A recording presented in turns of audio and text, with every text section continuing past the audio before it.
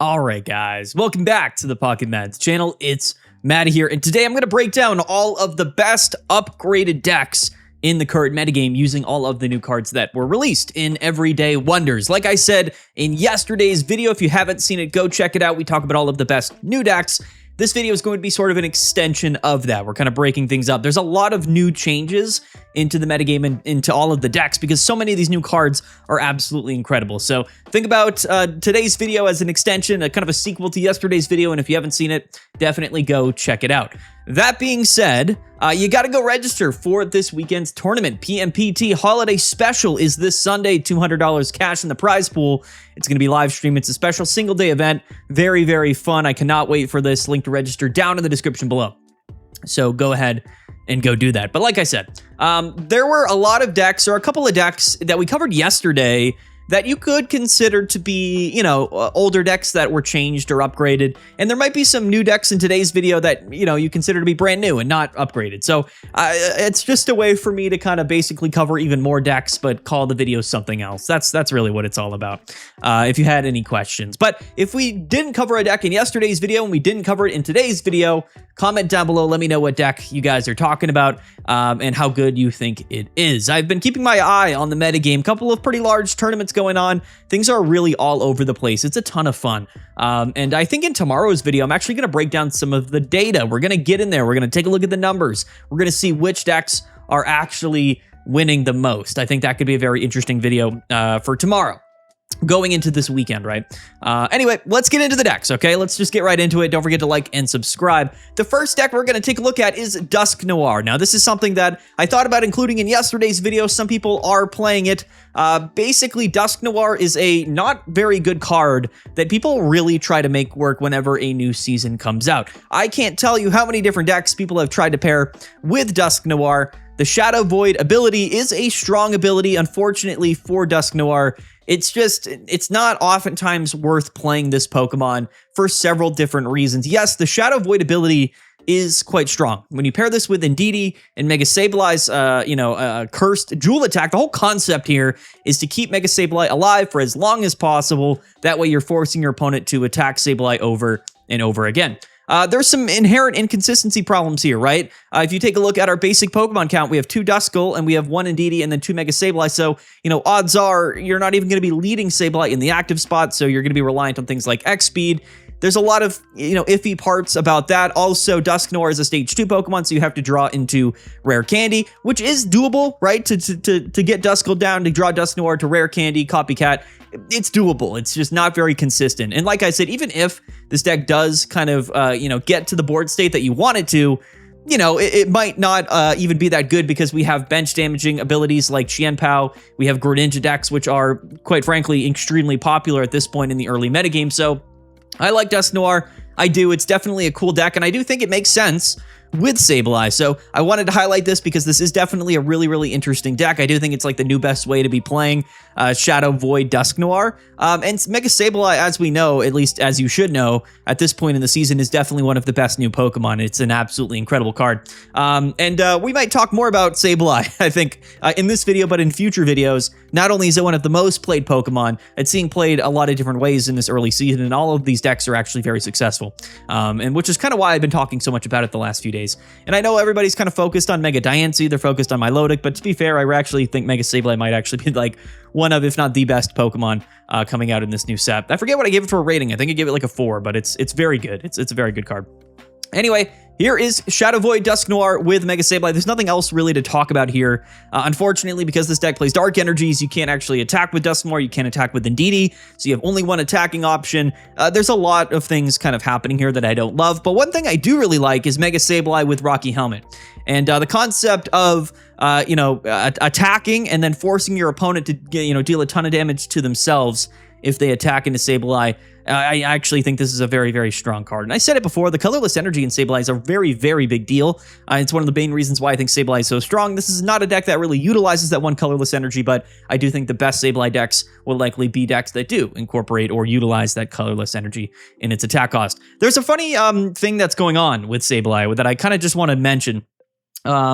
Rocky Helmet Okay, let me explain it like this real quick before we move on to the next deck. Mega Sableye's Cursed Jewel attack effect acts as though it's an extension of the attack, right? So if you hit for 80 damage, it's an 80 damage attack, right? And if your opponent's Pokemon has a Rocky Helmet attached, you would expect to take 20 damage for attacking your opponent, and in fact, you will.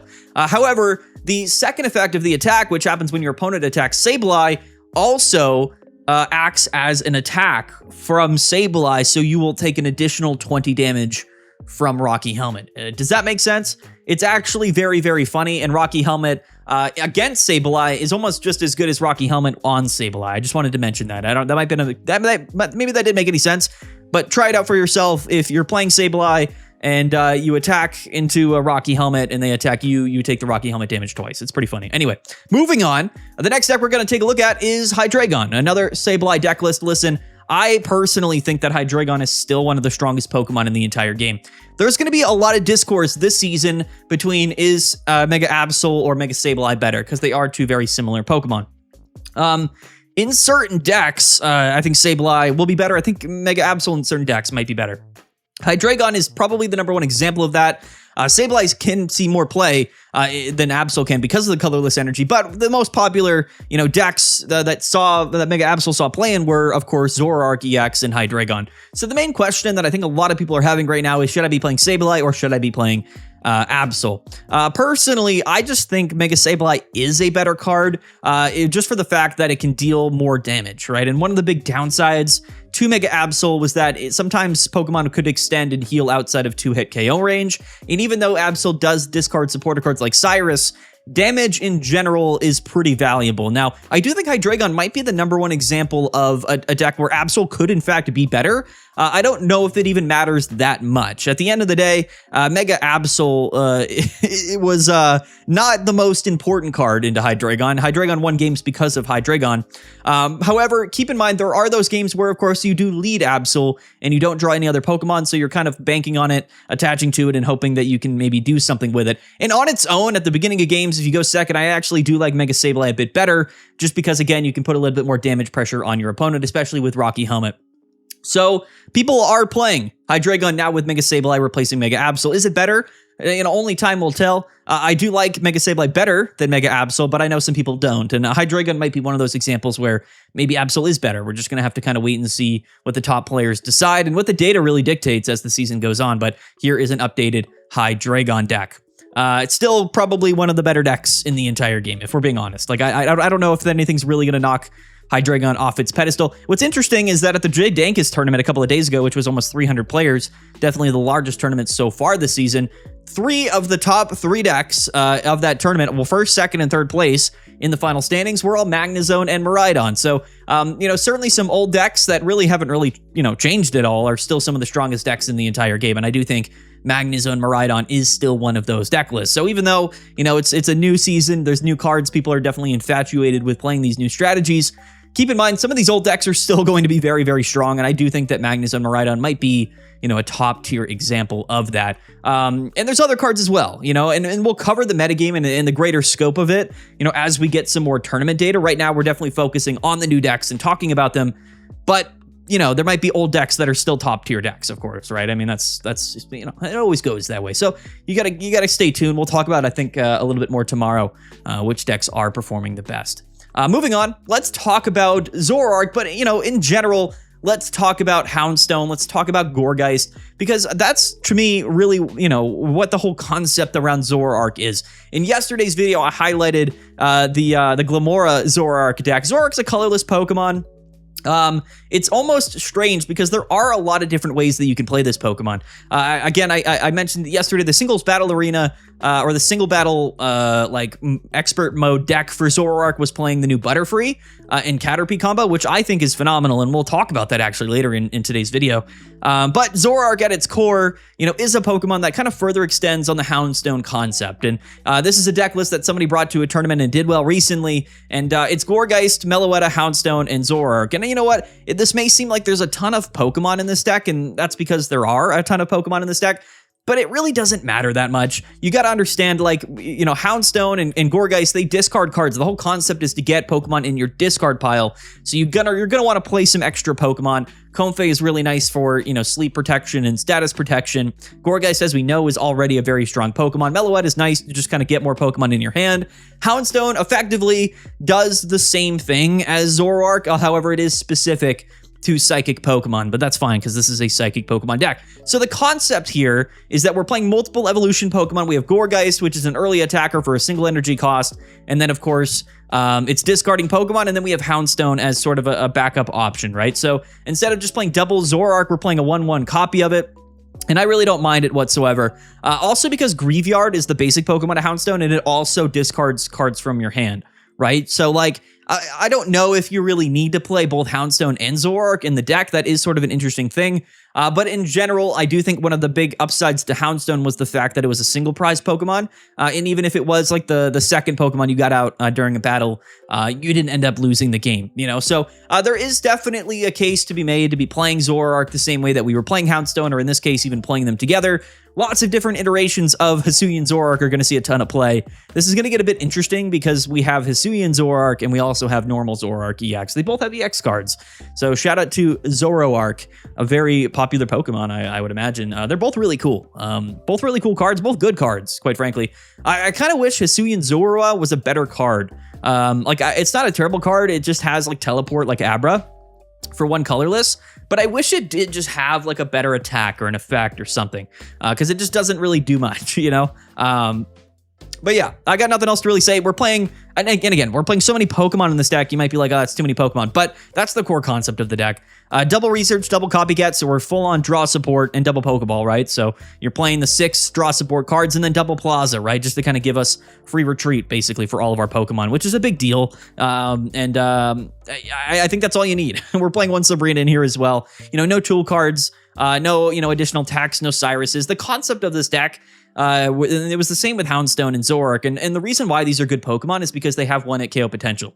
There's definitely certain decks that really hang their hat on just being able to deal a ton of damage and win games that way. It's not always like the best way to win because certain decks, of course, are maybe faster pace. Maybe they'll hit you for less damage, but they can hit a turn or two earlier. Like, there's different types of decks and different flows to them, different pacings of these decks, and they match up differently. So I do think, though, like moving forward, and it's interesting, right? Because we have so many different Pokemon now that can reach like pretty hard. Like Zoroark can reach like crazy. We have like Mega Lucaria from the previous seasons. Now we also have Mega Diancie, so we still have Mega Charizard. There's a lot of Pokemon in the game that can just straight up 1-hit KO whatever's in the active, and I think that really whichever one you choose is going to be somewhat viable, just depending on the matchups that you hit. You know what I mean? Especially into Mega Pokemon, right? So that's the cool thing about this deck is you can 1-hit KO Megas, but you're not playing any Megas, and inherently that should give you an advantage into several different decks into the metagame. So this is just sort of an updated and upgraded way to play Houndstone and Gourgeist, so I wanted to highlight it to you guys because I know everybody really does love Houndstone. It's a cool deck list. All right, next up here, I had to show it. I had to get it on the channel here at some point. It's Bad Dreams Milotic. I've been telling people ever since the set released that this is just not the best way to be playing Milotic. Milotic is an incredible Pokemon, okay? I'm telling you this right off the bat. It's one of the best Pokemon in the entire game. I give it a 5 out of 5 star ratings. It's super strong. However, to me, the strong part about Milotic is in the fact that it does 80 damage and put your opponent's Pokemon to sleep. Like, I think that's a totally great attack. It's definitely strong. Now, the upside to Milotic is that you can Wallace your Feebas turn 1 and then Aqua Charge and then go turn 2 Water Pulse with Milotic EX, which is very strong. But that being said, we're only playing one Wallace in this deck. We got double Igglybuff. We also have double Darkrai. So you have all of the normal inconsistencies that, you know, Bad Dreams Darkrai decks have. Not only that, but basically every deck is playing Ogerpon, PCL, or Comfey. You're never going to find a deck that's not playing those one of those 3 cards. In fact, this deck literally plays Pokemon Center Lady, which is so funny to me, right? Like, even the decks that are entirely reliant on sleep are playing the cards to counter sleep. So again, like in tournament play, this deck has not been performing very well. I'll just say it quite frankly, and I do think that it's just a complete extension of the Bad Dream stuff of the previous season, which also didn't do well in competitive tournament play. And I know people are going to be out there being like, oh, yeah, but it was extremely popular in ranked, or it was a good deck for ranked. I don't think it was a good deck for ranked. I never said it was, to be honest with you. But it's an easy deck to play. It's a very simple deck. It's very straightforward. It's entirely RNG based, so like you don't really have to outplay your opponent. You just have to hope the RNG, kind of autopilots and gets you wins. I'm not hating on anybody that plays this deck, but again, it's my job on this channel to tell you what I think is the best decks to play to win games and to compete in Pokemon Pocket, right? From a metagame perspective, too many sleep counters. There's too many sleep counters. And I said this I think earlier, but like literally, if you're gonna play Milotic, just play Mega Altaria. It has more HP, it does more damage. No, it doesn't put your opponent to sleep, but it's just better. It does the same thing. It's 100% just a better card than Milotic EX. You can also play Elegant Cape onto Mega Altaria and have 220 HP. So again, like Milotic EX is such a good card. It's just the reason why it's a good card isn't because it can just set itself up and attack and put you to sleep. Like, yes, that's an additional benefit to it. The upside to Milotic is that you can run Wallace and you can generate energies for your other Pokemon. You can play E-Switch. Honestly, I think the most successful Milotic decks so far are actually going to be Qianpao or Greninja, because those are just better Pokemon to be pairing with Milotic, if I'm being entirely honest. Which I always am, by the way. I say that all the time. I always am honest. But I wanted to highlight to you guys, again, play what you want to play. If you're trying to win tournaments, I really don't recommend this. That's maybe it will win. Maybe it wins this weekend and everyone laughs at me. But the thing is, I guarantee you this deck does not have a high average win rate throughout the season. There's just too many counterplays to sleep, including this deck also playing PC. Did you guys see the irony in this, that even the sleep deck is playing PCL? That's the current climate right now. I just wouldn't recommend you play it, okay? I'm not hating, I'm just recommending. But next up, let's talk about what might be the best deck so far this season, and that's going to be Dark Greninja, an upgraded Dark Greninja. Now, I have a little bit of a gripe here because this is something I was extremely interested in, and I've been testing Dark Greninja here with Sableye a ton. Like I've been playing it so many different ways, been testing it a million different ways, and I really think that Greninja and Mega Sableye is an incredible combination.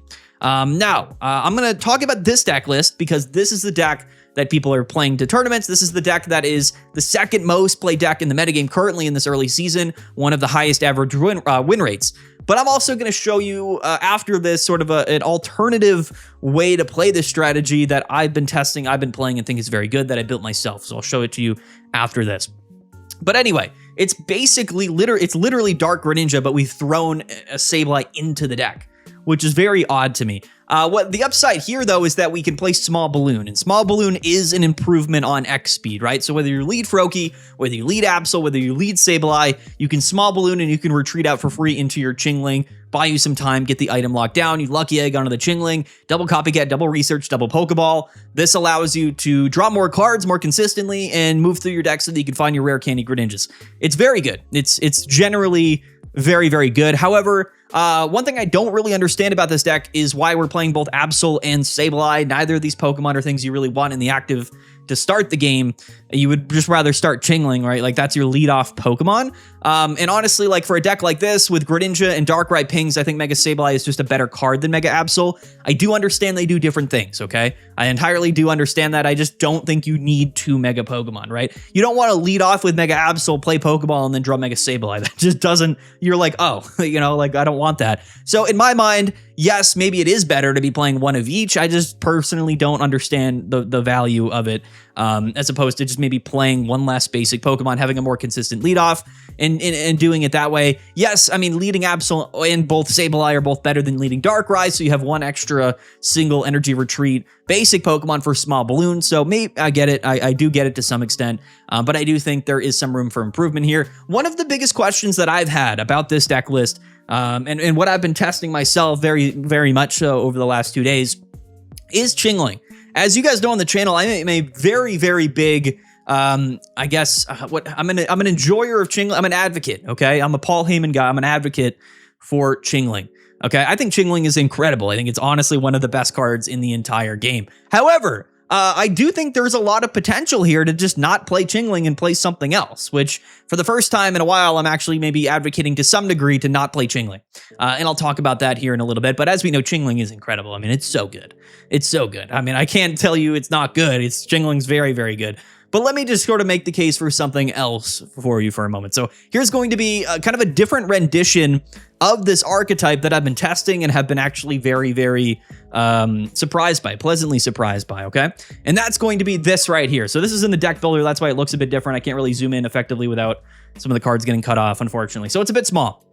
But the main differences here is I've cut the Mega Absol, okay? So I cut Mega Absol, and I'm just playing one Darkrai, one Sableye. To me, that made sense, but again, you know, feel free to change that to a degree. Now, I'm actually playing 3 different tool cards here. I'm playing Lucky Egg, Small Balloon, but I've also included a Rocky Helmet because I think that Rocky Helmet is extremely useful for breakpoints. It's still the best damage modifier in the entire game. And in a deck like this, I think damage modification, particularly on attacking or, you know, the active Pokemon, is going to be valuable. We are still playing double Pokeball, double Copycat, double Research, double Rare Candy, so that's all pretty standard. We've thrown in one PCL here in place of a Cyrus, but to be honest, we're playing Greninja, so I would personally play the Cyrus, okay? I think Cyrus is going to be better. This is my opinion. I'm just saying, you know, PCL's PCL, so if you wanted to cut something, sure, you can maybe cut the Rocky Helmet, and you could throw in a Pokemon Center Lady, right? So it really depends, right? I mean, it's not a final draft here, but, you know, that's the general concept. But here's the main thing, first of all. I've replaced Chingling with Mantike. I have replaced Chingling with Mantike. And here's my reasoning for this. You have Greninja, which is a 2 energy attack cost Pokemon with a colorless energy. You have Mega Sableye, a 2 energy attack cost Pokemon with a colorless energy. And you have Darkrai EX, which is a 3 prize Pokemon with a colorless energy. Why would we not play Mantike? Just to potentially get the turn 2 Water Shuriken Miss / attack off. Just to potentially get the turn 2 Curse Jewel attack off.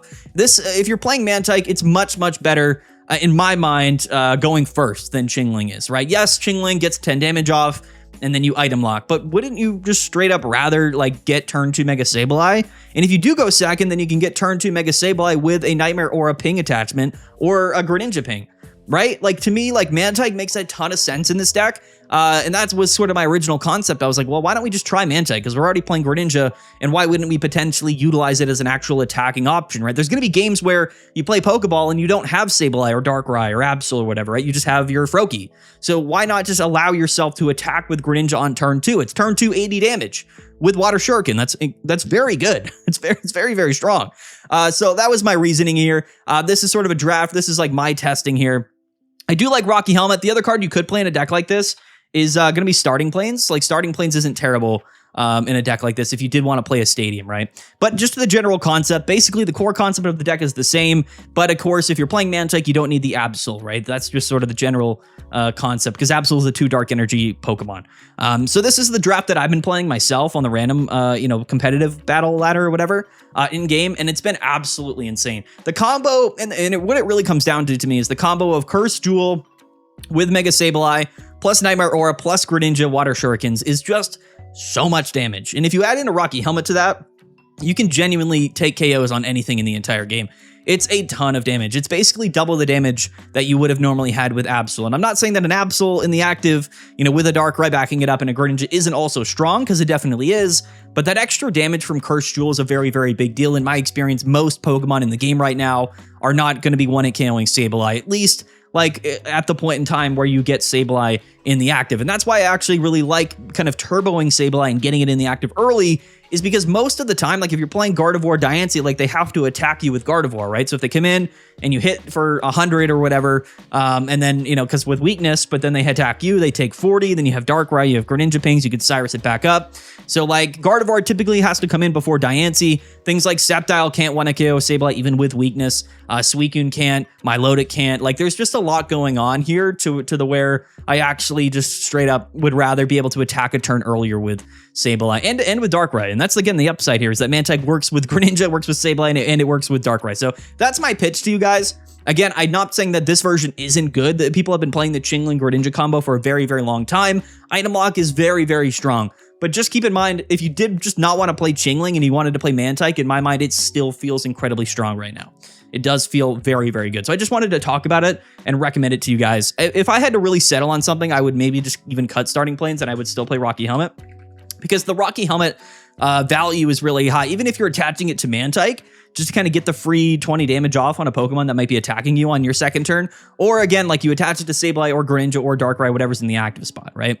And again, it just to me makes a whole lot of sense to be able to utilize Greninja as an attacking option, right? Because then you could go like 1-1-3 right into your Mega.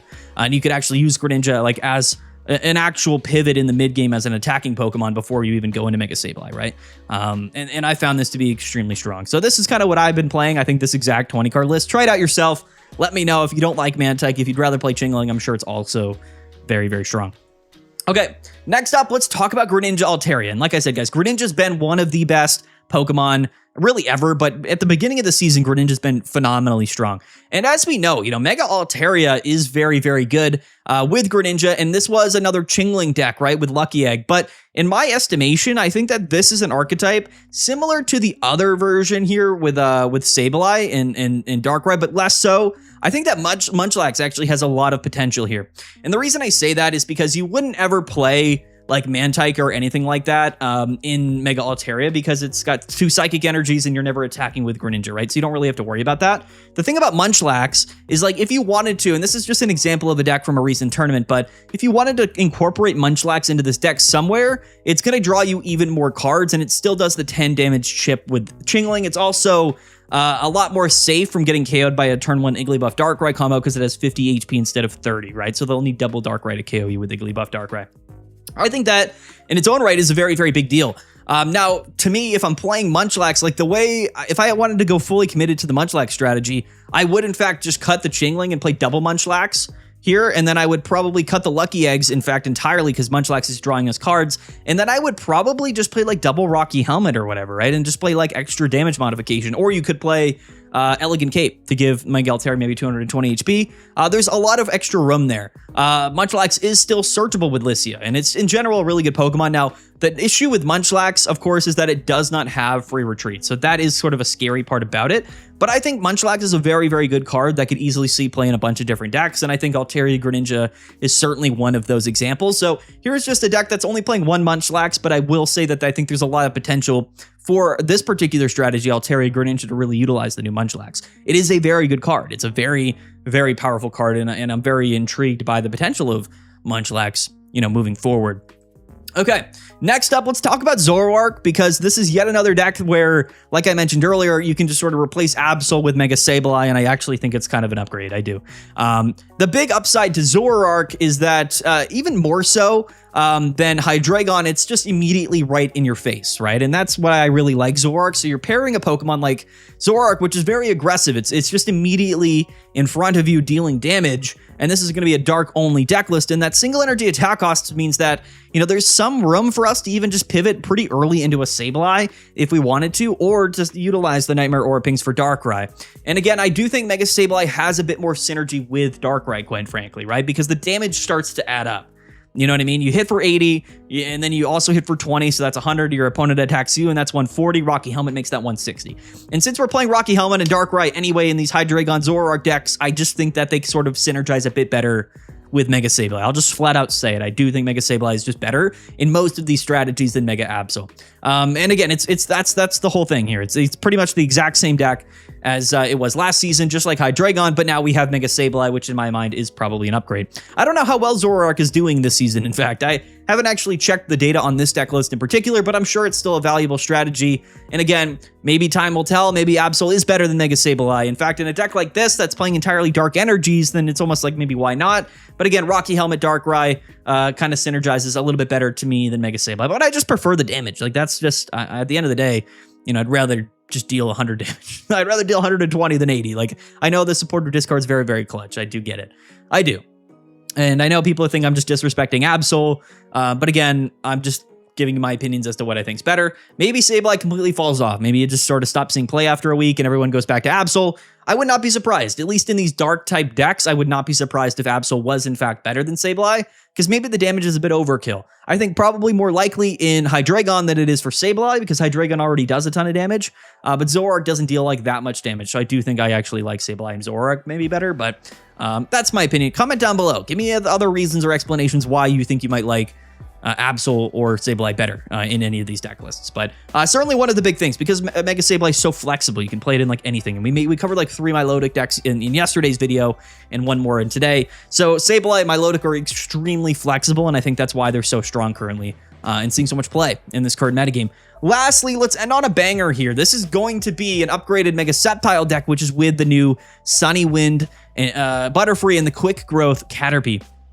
I personally, I mean, straight up, I think that this Butterfree Caterpie stuff is broken. I think it's absolutely incredible, and I really like it in grass-type decks specifically, and I'll tell you why. We have access to Fragrant Forest. We have access to Quick Growth Extract. We have access to Leaf Cape. The grass right now has such a weird benefit of always getting Pokemon like at any time. Like they just have certain cards that adds so much extra consistency to these decks that they make them fundamentally so much stronger than most other things in the game, which are kind of reliant on Pokeball and Copycat, which are inherently somewhat inconsistent cards. You know, when you're playing Double Fragrant Forest, you're almost always like fully flushed out on your basic Pokemon early on, you know, and then you have not only the Quick Growth. So here's the thing with Quick Growth Caterpie is that if you lead off with it, you're almost just guaranteed to go +1 card advantage, because at the end of your opponent's turn, you know, Metapod immediately gets pulled out of your deck. And I did run into a funny thing while testing this deck today, which is that if your Metapods are both in your hand, then the Quick Growth ability won't work. So sometimes that does happen, I'm not going to lie. One time I copycatted, I drew like 5 cards, got double Metapod, and then I couldn't Quick Growth on the end of my opponent's next turn. It was pretty funny. But in general, Quick Growth Caterpie is extremely good. It's so good, especially going first. Or even second. No, I think it's really good going first, right? Because you end your turn, and then when it comes back to you, you evolve into Metapod, and then you can go turn 2 Butterfree Sunny Wind going first, which is broken.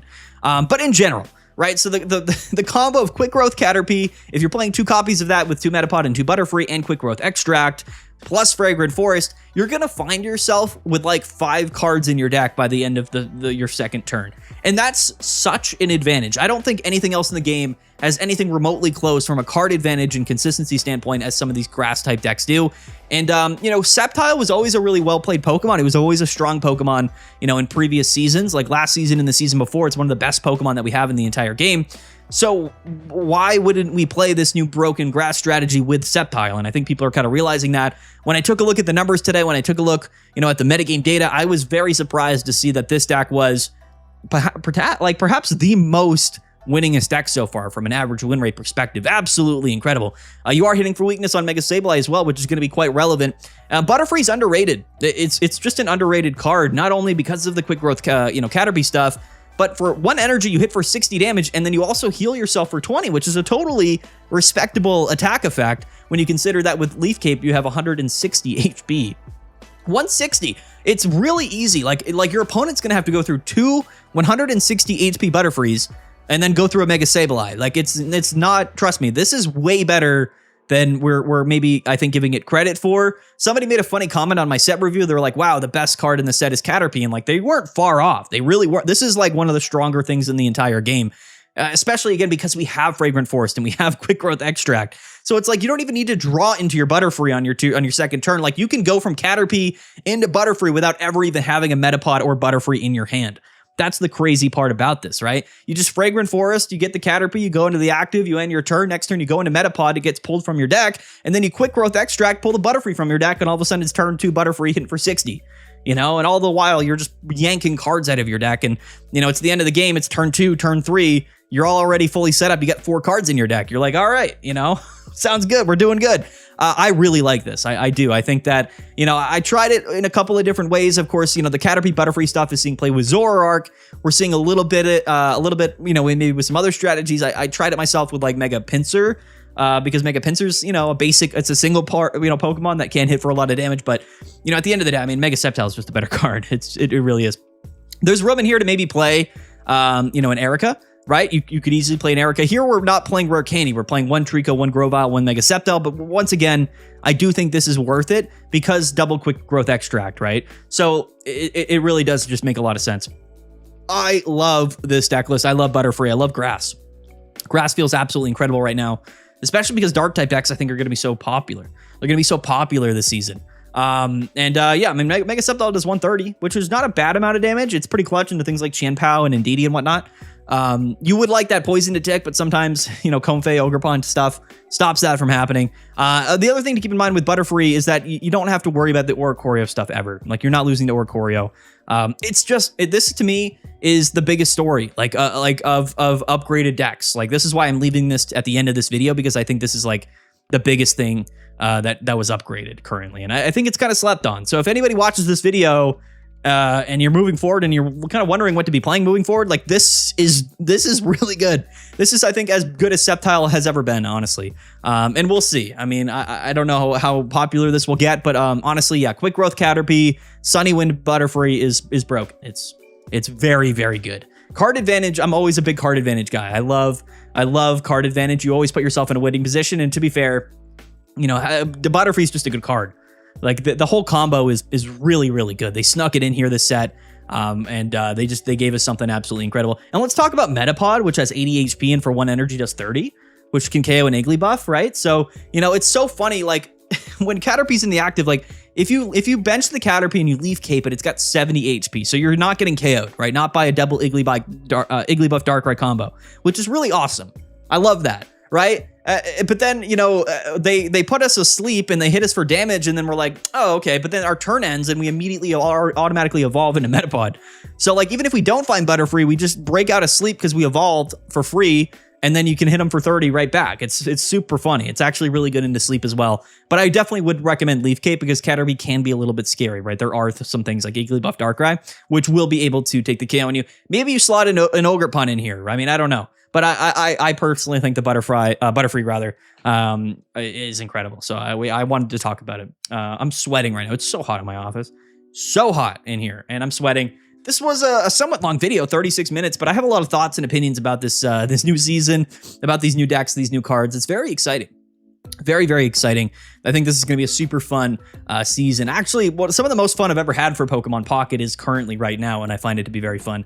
What's fun is that hopefully, you know, by the end of July, we're going to be going into the Mega Rayquaza set, which might honestly be even crazier. So really, really fun time. Comment down below, let me know what you guys think. Comment any decks that you think I missed or that I should cover on the channel. Stay tuned for tomorrow's video. Don't forget to like and subscribe, but also don't forget to register for the PMPD Holiday Special this Sunday. Link to register down in the description below. All right, guys, I'm going to get out of here. Peace out. Have a good one. We'll see you guys next time. And yeah.